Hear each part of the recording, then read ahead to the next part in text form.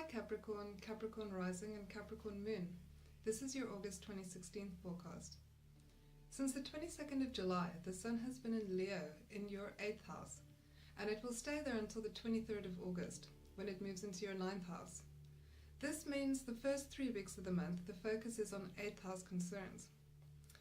The 8th house is traditionally the house of joint resources, inheritances, taxes, so joint investments that we may have with a partner, a business or a romantic partner.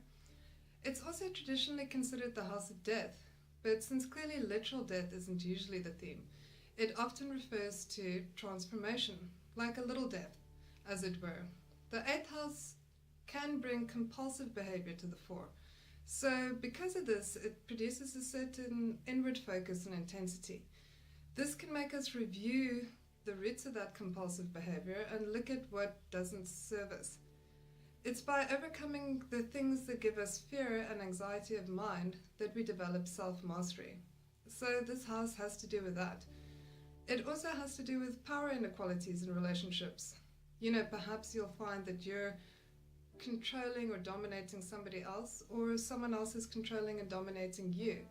And you'll want to restructure those relationships so that there's more equality. So this is a very potent house for reviewing things, financial concerns, financial responsibilities, and also, like I said, for self-mastery. Let's look at where the new moon and the full moon are in your chart this month. The new moon will be in your 8th house, also in Leo.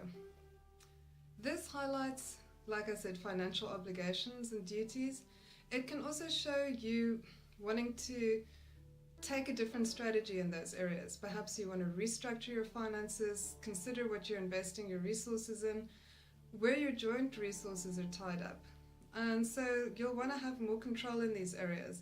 So you'll be restructuring your financial affairs and, like I said, looking at inequalities in relationships and trying to deal with them effectively. There's 2 trines in the new moon between the moon and Saturn and the sun and Saturn in the 12th house. This can also point towards clearing the decks, as it were. You're looking at things in your life that no longer serve you, that you want to get rid of. So you're carefully going over all the details in terms of things that you're not yet ready to take public. You may also be tying up loose ends in projects. So it's not really the time to start something new. It's the time to finish up old projects and to start planning for new projects. So, like I said, very much the theme is clearing the decks. And you'll be looking at how you deal with your responsibilities and going over all your paperwork. You may also find that you receive assistance from older people, or for that matter, receive recognition for work that you've already done. The full moon will be in your 2nd house. Both the 8th house and the 2nd house are houses of finances. So it's joint resources, those that we share with a partner, whether it's business or romantic, also where we invest our money. And the 2nd house is our money, our resources, our sense of self-worth that's based on material possessions often. So it's how we accumulate wealth, the things that we buy and choose to spend our money on, and generally speaking, what resources we have at our disposal. The moon and the sun make a sextile and a trine towards Uranus in your 4th house. This can show that you may be considering property investment, or you may be considering renovating your home at this time, or you may be channeling your finances towards family concerns. So you'll be having fresh, inventive new ideas in terms of home and property and family affairs. So like I said, this could be investing in property, changing your residence in terms of renovation, or like I said, just spending money on family, and so using your finances in a different way than usual to further personal life and family life. The 1st of August kicks off with a trine between Venus and Uranus from your 8th to your 4th house. This can show money coming in from an investment, or perhaps money coming in from a property investment or from your home, or alternatively investing in property or the home. This combines with the Sun trine Saturn from your 8th and the 12th house, which does imply restructuring investments, and again touches on the theme of clearing the decks for something new. Like I said, possibly a new investment, or like I said, a way to bring beauty into the home, literally, since Venus rules sensual objects and beautiful things and aesthetics generally. The 2nd of August is the new moon in Leo in your 8th house, which I've already discussed. Like I said, this is joint investments with a partner. It's also the house of self-mastery and transformation.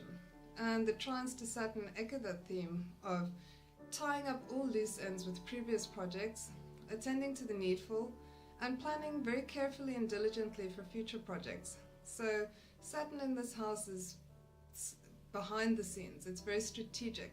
So you're very carefully considering all the details of your projects and concerns. On the 4th of August, Mars goes into Sagittarius in your 12th house. In the 12th house, Mars also operates behind the scenes. This means that you're not yet ready to take projects public, but you're carefully considering projects that you want to make public and planning very diligently in terms of that. Mars in Sagittarius can spread its energies a bit thin, so you'll want to use this time to go over all the details, review all the aspects involved, and as a result, determine where your energy would best be spent for the most returns. Mars is of course moving to conjunct Saturn, and this will lead to setbacks and delays in getting schemes off the ground. So you may run into some obstacles that frustrate your plans and goals, and like I said, this is best used productively in terms of review and revision. So go over details, consider what you want to do, where you want to invest your energy, and plan very carefully. And that way this project can really make you sure of yourself and what you want to do. Between the 5th and the 7th of August, Mercury squares Saturn from the 9th to the 12th house. This particular aspect can show tension in social contacts, so there can be some disharmony, possibly with the opposite sex.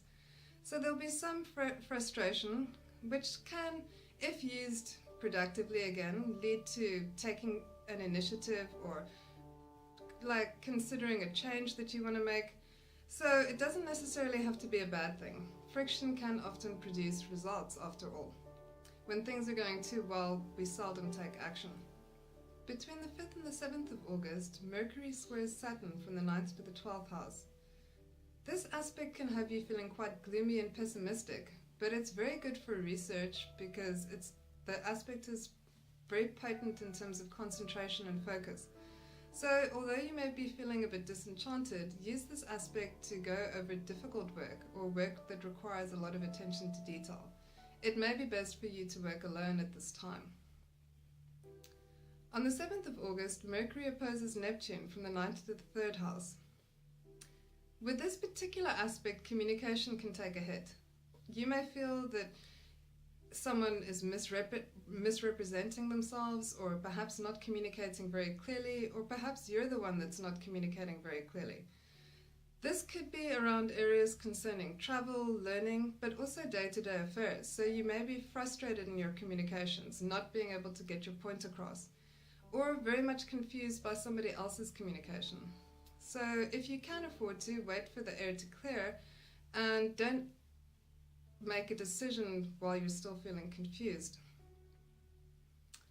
On the 10th of August, Mercury trines Pluto from the 9th to the 1st house. This is a very good aspect for clearing the air. So if you have been feeling confused, you should be able to get to the bottom of things now and find clarity. This is an excellent aspect for communication, and between the 1st and the 9th houses will be very good for taking the initiative regarding travel or perhaps specialized study.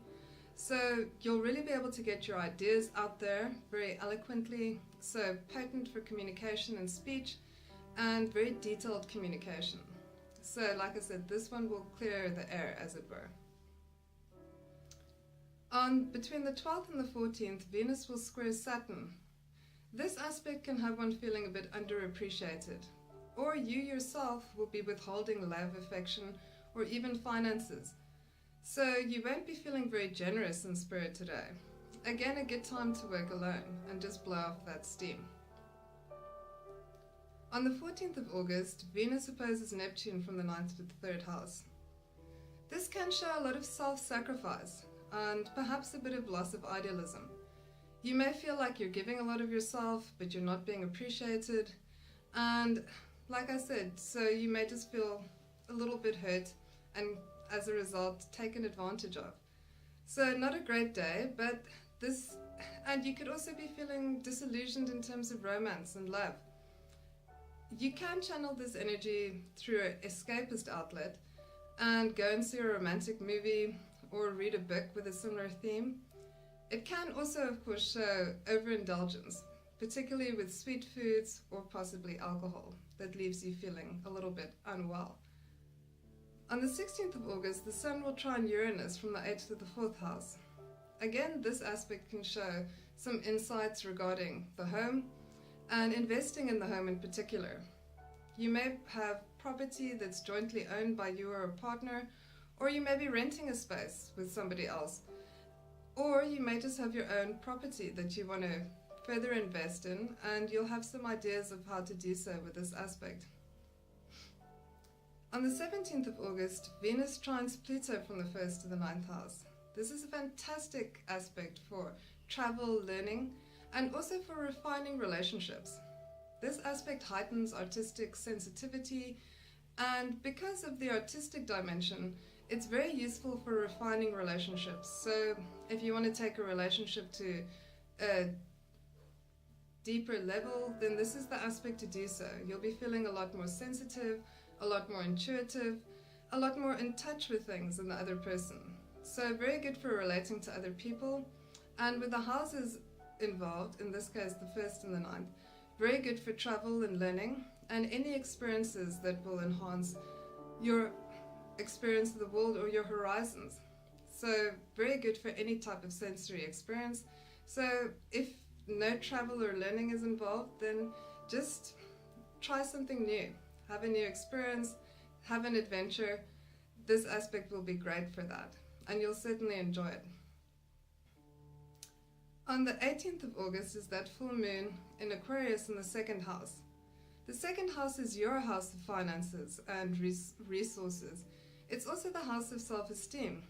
So with the full moon in the 2nd house, you'll be trying to consolidate financial areas. So under consideration will be how you create wealth, what your sources of income are, how you can improve on them.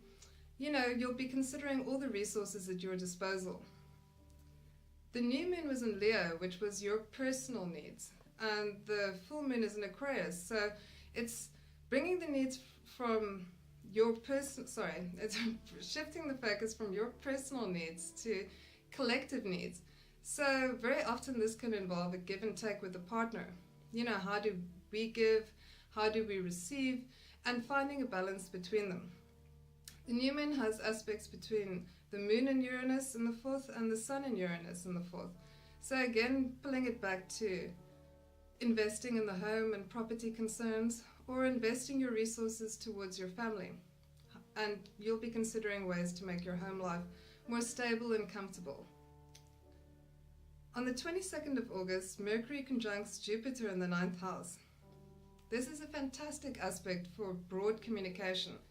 You'll have a very expansive view of subjects, so it's very good for consolidating business deals. It's good for a comprehensive understanding of any subject. It's also a good aspect to undertake study, because you'll have a full grasp of the subject involved, and you'll be quite inspired to undertake such specialist study at this time. So it's good for learning and for education and for business deals. You'll be able to convey your ideas very effectively at this time. So on the 23rd of August, the Sun moves into Virgo in your 9th house. The 9th house is the house of higher study, learning, travel, and religion. So this will be the theme of the last week of the month and most of next month, but more on that later. On the 24th of August, Mars conjuncts Saturn in the 12th. Like I said, Mars in the 12th is working behind the scenes very strategically. and trying to consider projects that you want to take public, but you're not yet ready to do so. With Saturn there'll have been frustrations and delays and obstacles, and you'd have to have backtracked and reconsidered all avenues. But once this conjunction passes, Mars will move into your first house and past Saturn, and so your drives and ambitions and goals will really be freed up, so it'll be full steam ahead. So if you've used your time wisely, you'll have really considered where you're going to invest your energy and which projects you're going to get the most involved with, which will bear the most fruit. On the 26th of August, Mars squares Neptune in the 3rd. This is again an aspect of miscommunication. It can sometimes be substance abuse, particularly alcohol, or even dealing with shady people. So this may be just such an aspect. So if there's somebody dodge, then just back away. On the 27th of August, Venus conjuncts Jupiter in your 9th house. This is a fantastic aspect for good moods and good feeling. So you'll be feeling on top of the world, and it's excellent for business deals because it's in your 9th house, so it's the house of law, learning, travel. So you'll be feeling very good. Generally speaking, it's a good aspect for celebrations. If you want to entertain, this is the time to do so. People are generally feeling very good at this time and under this aspect. So a good time for a party or to go to a party. On the 29th of August, Mercury conjuncts Venus in your 9th house. This aspect will have you being very persuasive. So it's a good time to sell any project or ideas, or for business, it's a good time to negotiate, and you'll find yourself being able to articulate yourself very easily. So a charming aspect for communication. It's also a good aspect for sentimental communication. So if you need to express words of love, this is the aspect that you want to utilize for that. In your 9th house, it will also draw the attention to travel and learning. So again, if it would be good for specialist study, or if you're considering embarking on a course of study, use this aspect to think about it. And if you need to sell an idea, this is certainly the aspect to do it with, because you'll be very persuasive. Anyway, that's all for this month. Please tune in again next month. Thanks.